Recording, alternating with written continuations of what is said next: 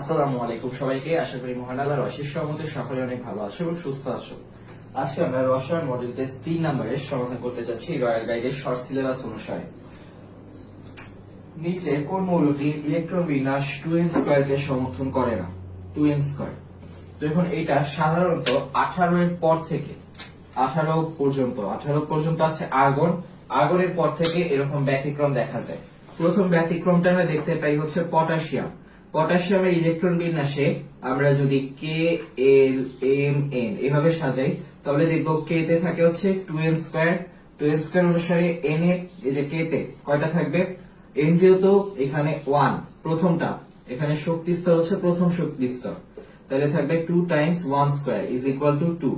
তাহলে এখানে থাকবে দুইটা ইলেকট্রন। এরপরেরটাই 2 টাইমস 2 স্কয়ার মানে হচ্ছে 4, 4 দুগুণে 8। দ্বিতীয়টায় থাকবে 8টা ইলেকট্রন। তৃতীয়টায় 2 টাইমস 3 স্কয়ার, সর্বোচ্চ থাকতে পারবে হচ্ছে 18টা, কিন্তু এখানে থাকবে কয়টা? 8টা। পটাশিয়ামের ক্ষেত্রে আমরা জানি যে প্রত্যেকটা শক্তি স্তরে যদি দ্বিত্বপূর্ণ হয় অথবা অষ্টকপূর্ণ হয় তখন কি হয়? মৌলটা স্থিতিশীল হয়। তো এখন প্রত্যেকটা শক্তি স্তরে সবাই কি চায়? সবাই চায় অষ্টক পূর্ণ করতে, কেউ কিন্তু 8টার বেশি রাখতে চায় না। এখন আমাদের বাসায় দেখা যাচ্ছে যে একটা টেবিল আছে, টেবিলে 18 জন বসতে পারে, কিন্তু আমরা চাচ্ছি যে আমাদের সবচেয়ে কাছের 8 জন বন্ধুকে নিয়ে বসতে। তো এখানে এমটাও তাই চাচ্ছে, 8 জনকে নিয়ে বসতে চাচ্ছে। তো বাকি যে একজন থাকলো, এই একজন কই যাবে? এই একজন তখন চলে যাবে এনে। তো এখন পটাশিয়াম কি করতে চায়? ওদের প্রত্যেকটা এই যে শক্তি স্তর আছে এখানে হয় অষ্টক পূর্ণ করতে চায় অথবা দ্বিত্ব পূর্ণ করতে চায়। প্রথম শক্তি স্তরে 2টা পূর্ণ করে তাই দ্বিত্ব পূর্ণ করছে, আর বাকিগুলাতে অষ্টক পূর্ণ করতে চায়। তো এখন এই কারণে আমাদের কিন্তু স্বাভাবিকভাবে এম এ সর্বোচ্চ থাকার কথা 18টা। তার মানে পটাশিয়ামের স্বাভাবিকভাবে ইলেকট্রন বিন্যাস হওয়া উচিত ছিল 2, 8, 9, কিন্তু এখানে 2, 8, 9 হয় না। তৃতীয় শক্তি স্তরে 8টা আসার পরে বাকিগুলা পরের শক্তি স্তরে চলে আসে। এই জন্য আমরা বলতে পারি যে পটাশিয়ামের যে ইলেকট্রন বিন্যাসটা আছে, এই ইলেকট্রন বিন্যাসটা ব্যতিক্রম দেখা যায় হচ্ছে এই যে 2n স্কয়ার সূত্রের ব্যতিক্রম দেখা যায় পটাশিয়ামের ইলেকট্রন বিন্যাসে। তো এখন আমাদের গাইডের মধ্যে উত্তর দেওয়া হচ্ছে সোডিয়াম। এই জন্য আমরা এই গাইডটা দেখে আসলে মাথা গরম হয়ে যাইতেছে, কারণ এটা তো তানজিলির অনেক বৈশিষ্ট্য খুঁজে পাচ্ছি। তো সেটা যাই হোক, এরপরে সোডিয়ামের পারমাণবিক ভর কত?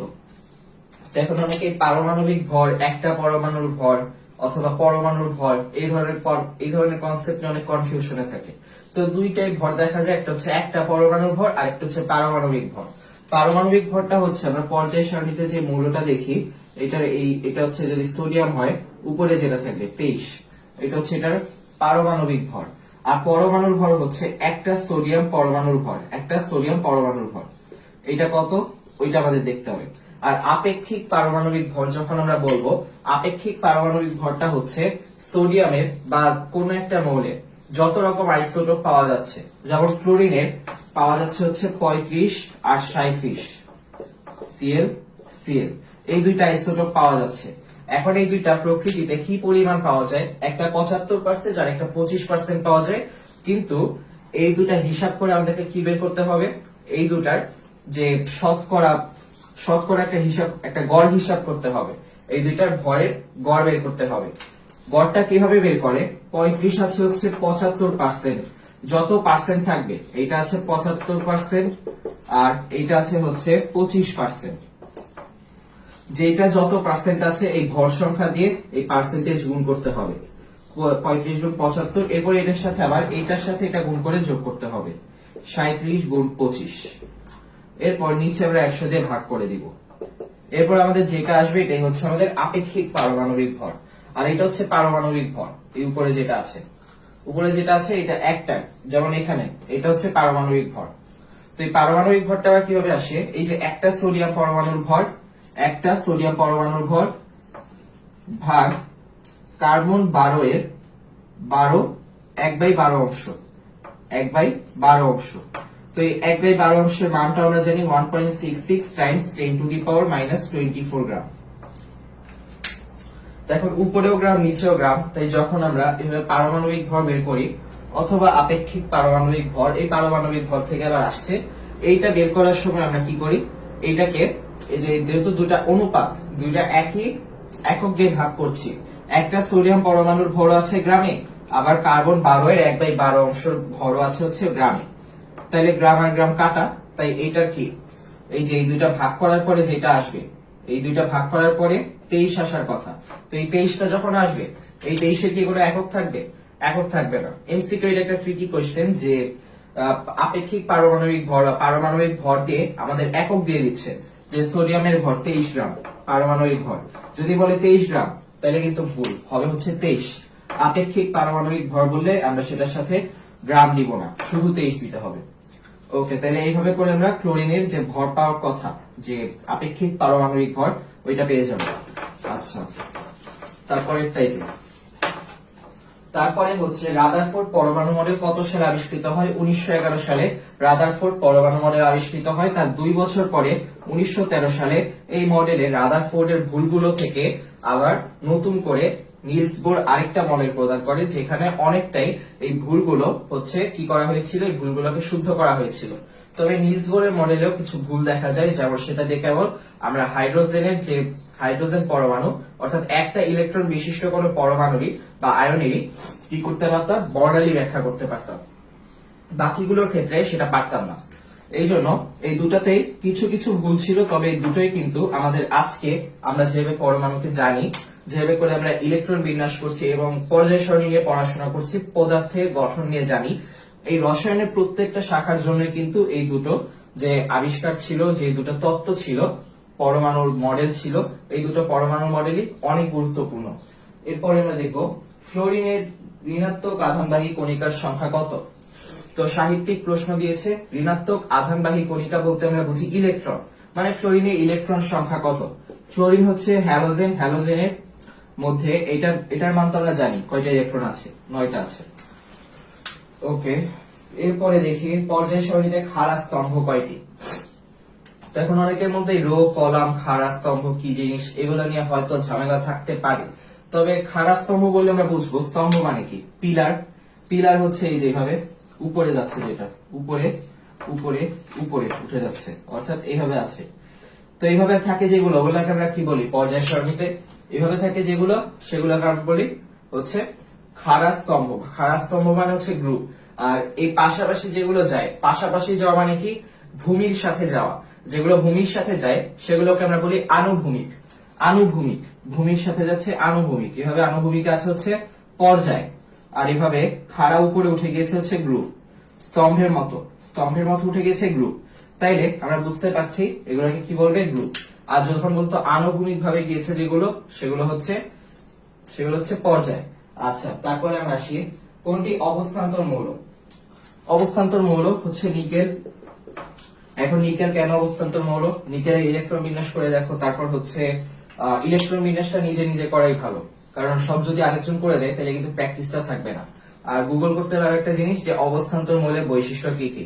দেখা যাবে যে এই যৌগগুলো হচ্ছে রঙিন, এই মৌলগুলো রঙিন যৌগ গঠন করে, রঙিন। তো এখন যেমন জিঙ্ক, স্ক্যান্ডেনিয়াম, এগুলো কি রঙিন যৌগ গঠন করে কিনা? জিঙ্কের রং আমরা জানি সাদা। তো এখন এখান থেকে কি বলা যাচ্ছে, যে রঙিন যৌগ কিন্তু গঠন করছে না। তো এখন অধঃক্ষেপণ বিক্রিয়ার ক্ষেত্রে আমরা দেখে থাকবো জিঙ্কের মধ্যে জিঙ্ক হচ্ছে সাদা যৌগগুলো গঠন করছে।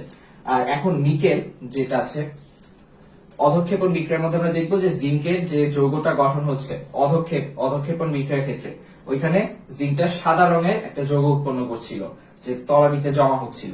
আর নিকেলের ক্ষেত্রে, লোহার ক্ষেত্রে, এই ধরনের যৌগগুলোর ক্ষেত্রে আমরা দেখতে পাই যেগুলো, এই ধরনের মৌলগুলোর ক্ষেত্রে দেখা যায় যেগুলো যে যৌগ তৈরি করছে, সেই যৌগগুলো কি হচ্ছে, রঙিন হচ্ছে। আর এটা অবস্থান্তর মৌলের একটা বিশেষ বৈশিষ্ট্য। আর এই ডি ব্লকটা এই ডি ব্লকটা হচ্ছে আংশিক পরিপূর্ণ বা আংশিক পূর্ণ। আংশিক পূর্ণ বলতে বোঝানো হচ্ছে পুরোপুরি ফিল আপ না, D1 থেকে D9 এর মাঝামাঝি আছে। এটাও আমরা নিজেরা যদি ইলেকট্রন বিন্যাস করি তাহলে দেখতে পারবো, এটা আমি করে দিব না, নিজেরা করে দেখবা।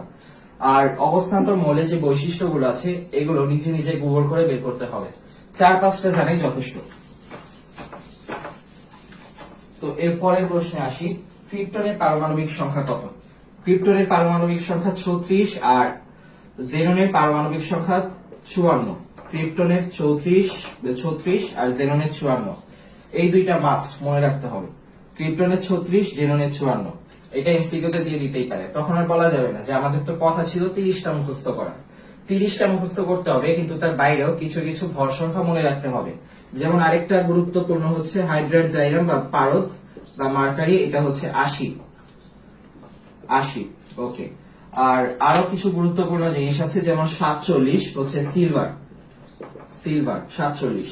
আপাতত এই 4টা, এবং সামনেও দেখা যাক যে আরো গুরুত্বপূর্ণ যদি লাগে কিছু, ওইগুলো আমরা শিখে নেব। ওকে, তারপর আমরা যাই। সর্বপ্রথম কোন বিজ্ঞানী প্রতি অষ্টম মৌলসমূহের মধ্যে ভৌত রাসায়নিক ধর্মের মিল খুঁজে পান? অর্থাৎ প্রথম মৌলের সাথে অষ্টম মৌল, অষ্টম মৌলের সাথে আবার তারপরে অষ্টম মৌল, এভাবে করে প্রত্যেক 8টা মৌলের মধ্যে মিল খুঁজে পেয়েছিলেন হচ্ছে বিজ্ঞানী জন নিউল্যান্ড। এখন অপশনের মধ্যে জন এ আর নিউল্যান্ডস দেওয়া আছে, আমরা বুঝতে পারছি যে ইনি হচ্ছে এই আবিষ্কারটা করেছিলেন। বইয়ের মধ্যে আমাদের একদম স্পষ্টভাবে লেখা আছে নিউল্যান্ডের অষ্টক তত্ত্ব, এটাই হচ্ছে এই অষ্টক তত্ত্ব। আচ্ছা, এরপর নিচে কোনটি যৌগমূলক? নিচে আমাদের কোনগুলোতেই চিহ্ন দেওয়া নেই, তবে NO2, এই যে এটা দেখে আমরা বুঝতে পারছি এটার উপর একটা চিহ্ন থাকা উচিত ছিল, এটাই হচ্ছে আমাদের যৌগমূলক। ওকে, এরপর কোন দুটি মৌলের যোজনী একই হবে? অপশন ক তেই আছে ক্যালসিয়াম আর জিঙ্ক।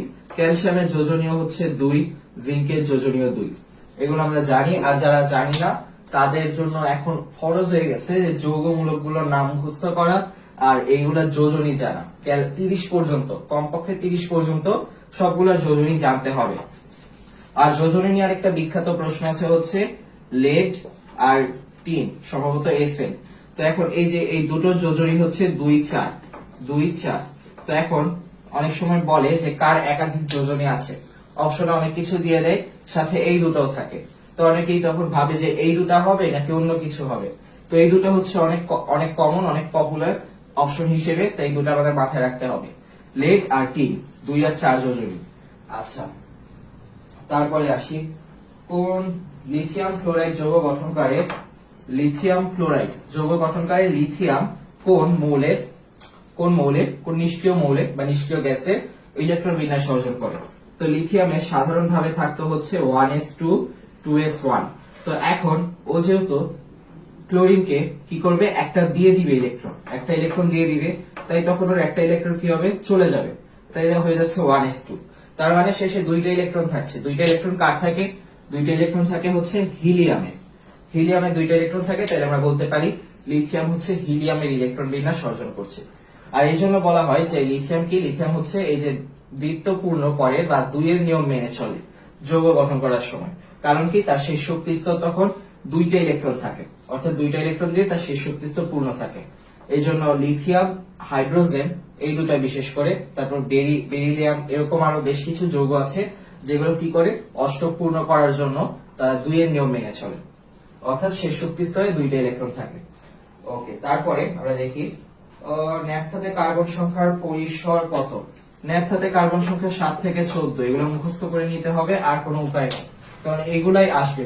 এখন 25টার মধ্যে 12টা দিতে হবে, মানে খুশি থাকলেও ওই 12টাই দেখা যাবে বাছাই করতে করতে জান খারাপ হয়ে যাচ্ছে। এই 7টা থেকে 14 যে ন্যাপথার কার্বন সংখ্যা, এটা মনে রাখা তেমন কঠিন কিছু না। একটা ছকে সাজিয়ে নিবে যে কোনটা কি পরিমাণ আছে, ন্যাপথা কত, ডিজেল কত, কেরোসিন কত, কি কাজে ব্যবহৃত হয়, অনেক কাজে দিবে। জৈব যৌগকে এড়িয়ে চলার কিছু নেই, যাকে ভয় লাগে তাকে মুখোমুখি হতে হয়। তার কোনটি অ্যারোমেটিক হাইড্রোকার্বন? বেনজিন, মুখস্থ একদম, বেনজিন, ন্যাপথালিন, এইগুলোই আসবে অ্যারোমেটিক কোনগুলো। আর ফেনল কিন্তু অ্যারোমেটিক না। ফেনল আমরা অনেকেই ভাবি যে অ্যারোমেটিক হতে পারে, কিন্তু ফেনল হচ্ছে এখানে একটা ব্যতিক্রম, অ্যারোমেটিক না। কেননা এগুলো আমরা হচ্ছে সামনে এইচএসসি তে শিখতে পারবো। মেলামাইনের শিল্প উৎপাদনে কোনটি ব্যবহৃত হয়?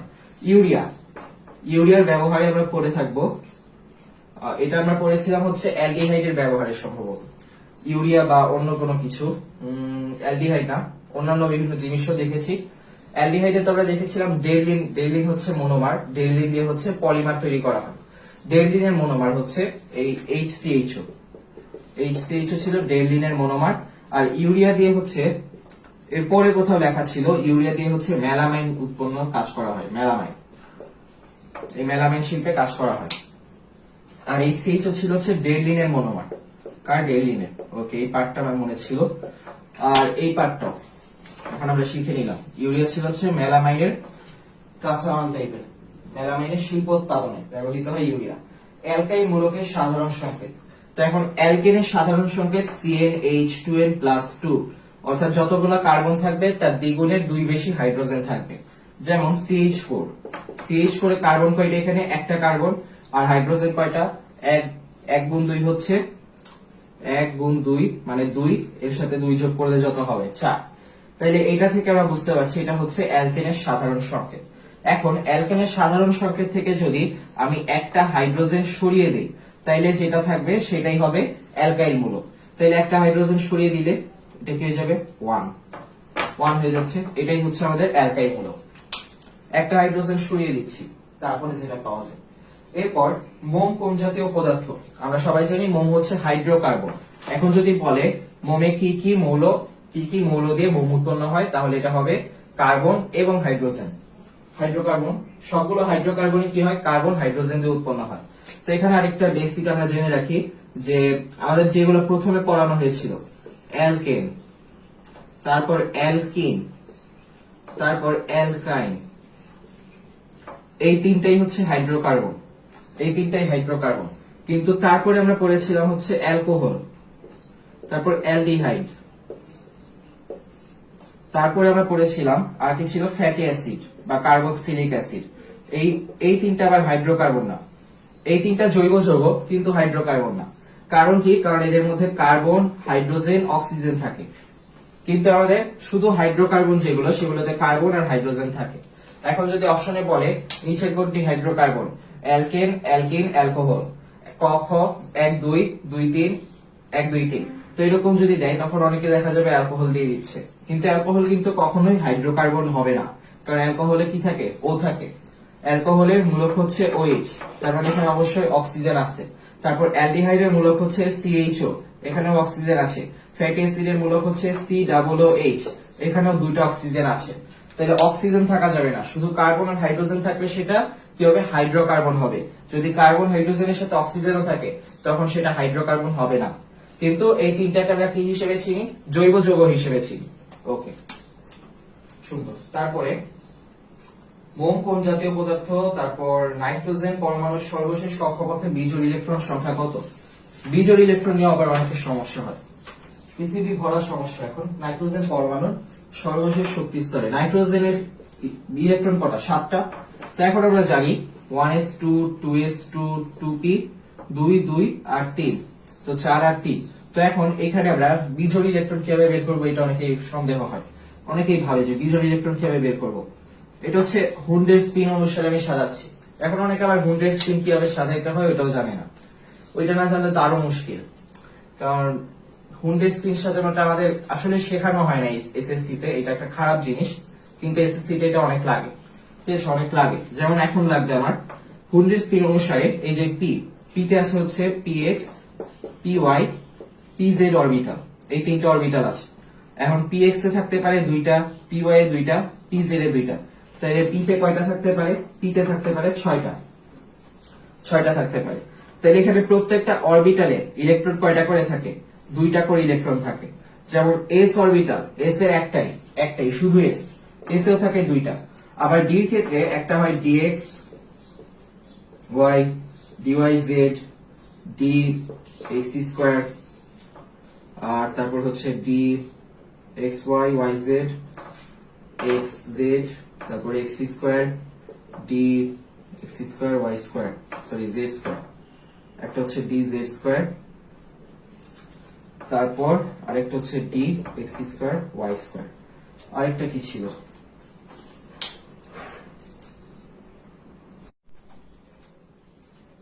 তাহলে আরেকটা হচ্ছে এক্স ওয়াই ওয়াই জেড আর জেড এক্স বাকি ছিল, ডি জেড এক্স। তো এই পাঁচটার মধ্যে প্রত্যেকটাই থাকে 2টা করে থাকতে পারে। 2টা করে থাকলে ডি তে টোটাল থাকে হচ্ছে 10টা। ওকে, তো আমাদের এখন যেটা দেখতে হবে বিজোড়, এই যে বিজোড় ইলেকট্রন কয়টা। এখন এটা হুন্ডের নিয়ম অনুসারে এই যে প্রত্যেকটা অরবিটালে যে 2টা করে যাচ্ছে, এই 2টা কিভাবে যাচ্ছে? এই হুন্ডের নিয়ম অনুসরণ করে প্রথমে আমরা এইভাবে করে একটা বক্স আঁকবো। এই বক্সটাকে 5টা অরবিটাল আছে ডি এর, তাই 5টা টান দিব, 5টা বক্সে ভাগ করলাম। তো এখন এখানে 2টা ইলেকট্রন কিন্তু ডাইরেক্ট 2টা চলে যাবে না, কিভাবে যাবে, প্রথমে একটা করে যাবে, এভাবে একটা যাচ্ছে, ভিতরে ঢুকলো, ভিতরে ঢুকলো, ঢুকলো, ঢুকলো, ঢুকলো, প্রথম 5টা এইভাবে যাবে।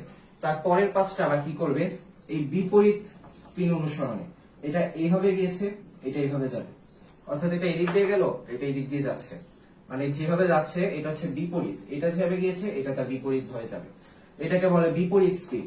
এটার স্পিনটা এইভাবে ছিল, এটার স্পিনটা বিপরীত, এর বিপরীত স্পিনে বাকি ইলেকট্রন গুলো যাবে।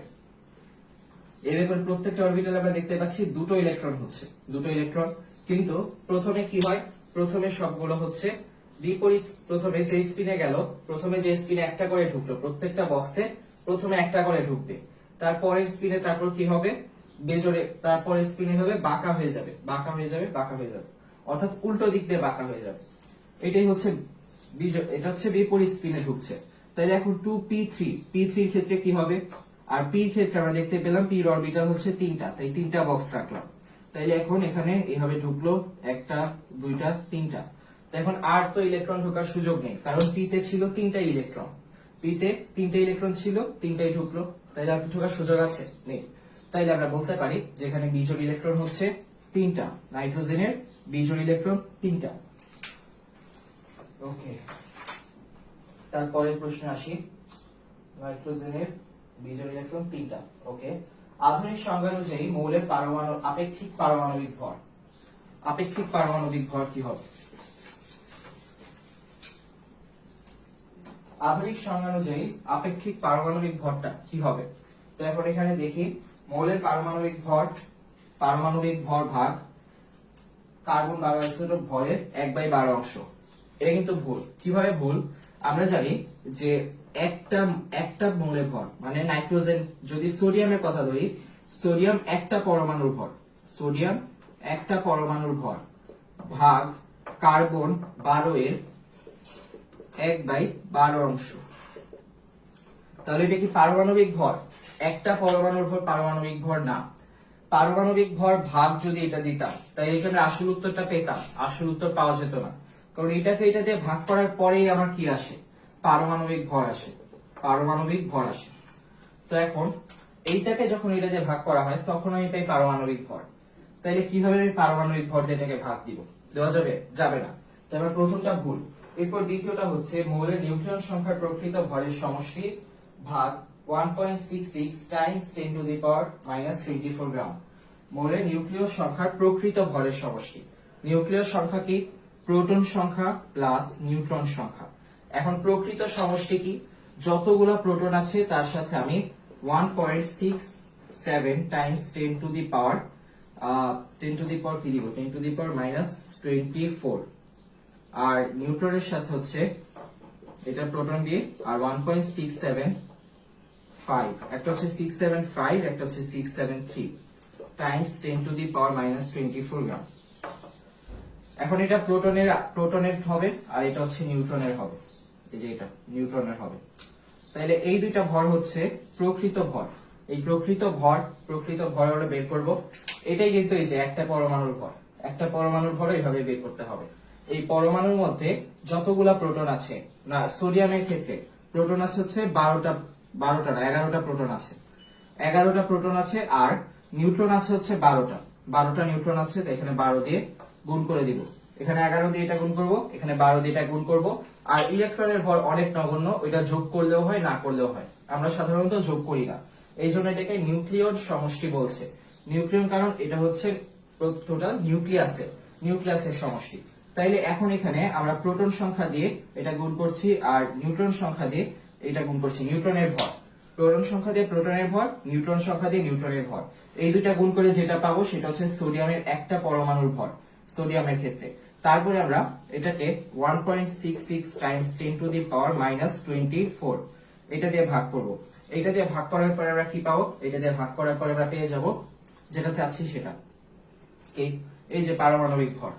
ভাগ করার পরে আমরা পেয়ে যাব পারমাণবিক ভর। আর মৌলের একটা পরমাণুর ভর ভাগ কার্বন 12 আইসোটোপের 1/12 অংশ। এই তো ঠিক আছে, এটাই বলছে। তাইলে এই দুইটা পদ্ধতিতে হয়, এই দুইটা পদ্ধতি আমাদের মাথায় রাখতে হবে। ওকে, পর্যায় সারণী মৌলের পর্যায়বৃত্ত ধর্ম বাম থেকে ডান দিকে গেলে হ্রাস পায়। বাম থেকে ডান দিকে গেলে হ্রাস পায় কোনটা? ধাতব ধর্ম বাম থেকে ডানে গেলে কি হবে? কমতে থাকবে। এখানে সব ধাতবগুলো আছে, কমতে থাকবে।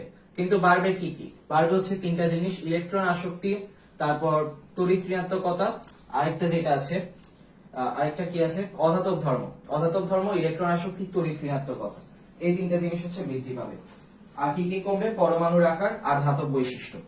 পরমাণুর আকার কমতে থাকবে, ধীরে ধীরে একটা করে ইলেকট্রন যোগ হবে, তাই প্রোটনের সাথে সম্পর্কটা আরো জোরালো হবে। সম্পর্ক জোরালো হলে দূরত্ব কমে, দূরত্ব কমে আর বন্ধনটা কি হয়? শক্তিশালী হয়। তাই তখন কি হবে? আকার এখানে যেরকম বড় ছিল এখানে আস্তে আস্তে ছোট হয়ে যাবে। তার মানে যত ডানে যাবে আকার তত কমতে থাকবে। ওকে। আর ধাতব ধর্ম, এখানে দেখা যায় যে সোডিয়ামের মতো ধাতুগুলো আছে, এখানে ক্লোরিন। তাহলে কার ধাতব ধর্ম বেশি, সোডিয়াম না ক্লোরিনে? অবশ্যই সোডিয়ামে। তাহলে কমন সেন্স দিয়ে আমরা বুঝতে পারছি যত এখানে যাবে ততই কি ধাতব ধর্ম হ্রাস পাবে। আর ইলেকট্রন আসক্তি বাড়তে থাকবে, ইলেকট্রন আসক্তি যত ডানে যাবে তত বাড়বে। আচ্ছা, দ্বিবন্ধন দেখা যায় কোথায়? অক্সিজেনে। অক্সিজেন অণু এভাবে যুক্ত থাকে, এটা হচ্ছে দ্বিবন্ধন।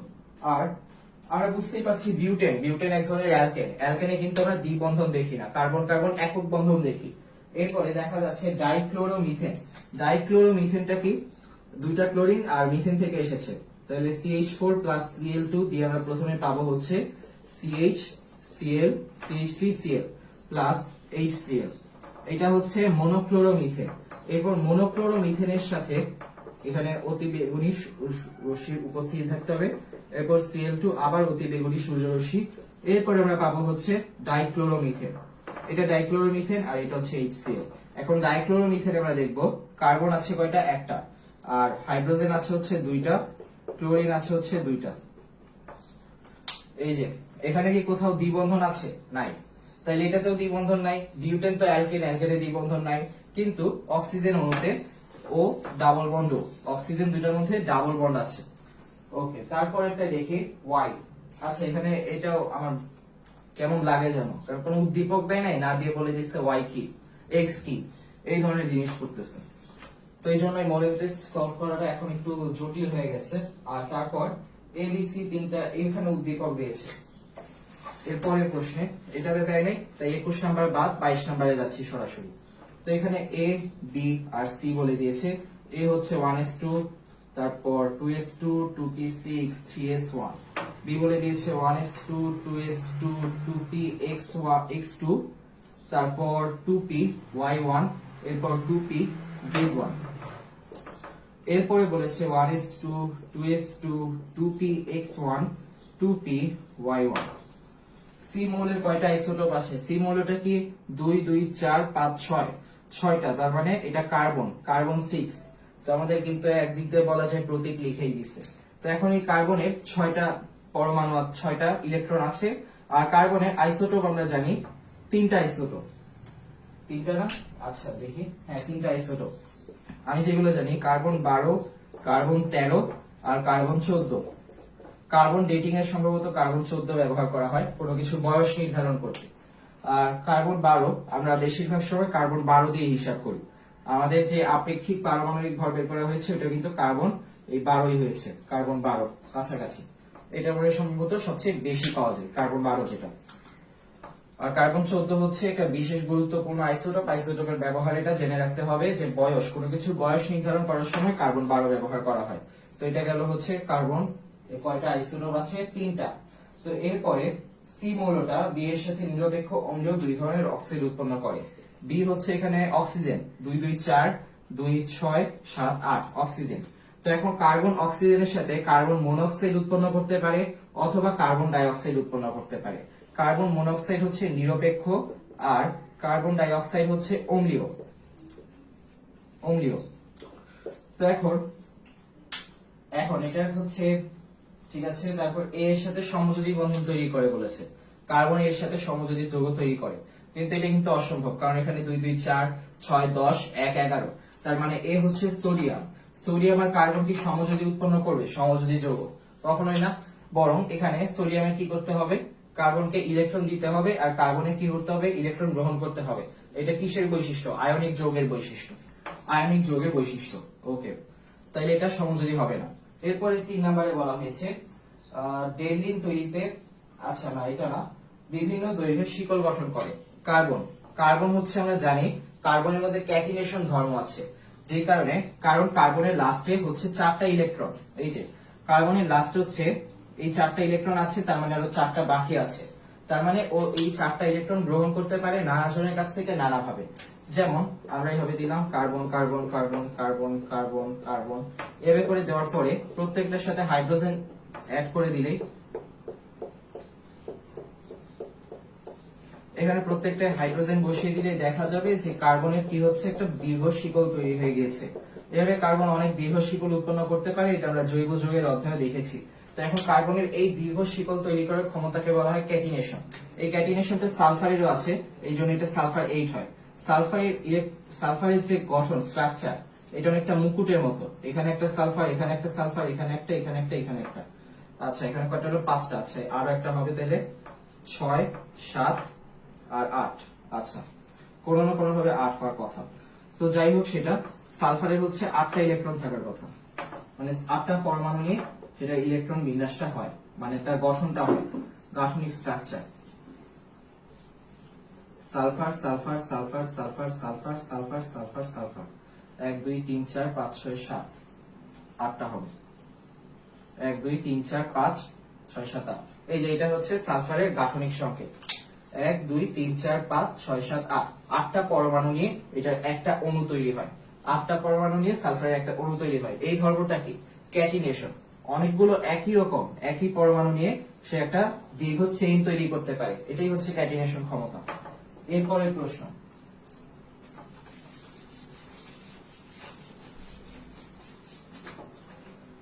উদ্দীপকে গ্রুপ 1 গ্রুপ 17 দুইটা মৌলের সমন্বয়ে গঠিত এ একটা যৌগ যা দ্রবীভূত অবস্থায় বি সি আয়নে পরিণত হয় আর বিদ্যুৎ পরিবহন করে। গ্রুপ 1 আর গ্রুপ 17 দুইটা মৌল নিয়ে। তো এখন এই যৌগটার সংকেত কি, এই যৌগটার সংকেত কি? আচ্ছা এই যৌগটার সংকেত আমরা বুঝতেই পারছি, গ্রুপ 1 আর গ্রুপ 17 বললেই গ্রুপ 1 এ হচ্ছে সোডিয়াম আর 17তে হচ্ছে ক্লোরিন। এটা হতে পারে সোডিয়াম ক্লোরাইড, অথবা হতে পারে পটাশিয়াম ক্লোরাইড, অথবা হতে পারে হচ্ছে সোডিয়াম ফ্লোরাইড, এরকম নানা ধরনের হতে পারে। অপশন আছে সোডিয়াম ক্লোরাইড, এই জন্য এটা সঠিক। আর এখন সোডিয়াম ক্লোরাইড যখন পানিতে বিয়োজিত হয়, বিয়োজিত হলে কি হয়, বিয়োজিত হলে সোডিয়াম প্লাস আর ক্লোরিন মাইনাস, বা গলিত অবস্থায় যে sodium plus sodium chlorine minus, এই দুটো কি করে, ইলেকট্রন পরিবহন করে। ইলেকট্রন পরিবহনের কাজে তখন এই দুটো আয়ন ব্যবহৃত হয়। এটা হয়ে যায় ধনাত্মক আয়ন ক্যাটায়ন, এটা ঋণাত্মক আয়ন অ্যানায়ন। তো এখন এই দুটা আয়ন তৈরি হচ্ছে বিসি, তাহলে বিসি আমরা পেয়ে গেলাম। বি হচ্ছে বি আর সি আয়ন দুটি কোন যোজী, অর্থাৎ এই যে এটার যোজনী কত, উপরের যে চিহ্নটা আমরা দেখতে পাচ্ছি প্লাস আর মাইনাস, এই দুটো দিয়ে আমরা যোজনী বুঝতে পারি। এটার ক্ষেত্রেও যোজনী 1, এটার ক্ষেত্রেও যোজনী 1, দুটার যোজনী কি একটা, তাই এটা এক যোজী, দুটোই এক যোজী হবে। ওকে।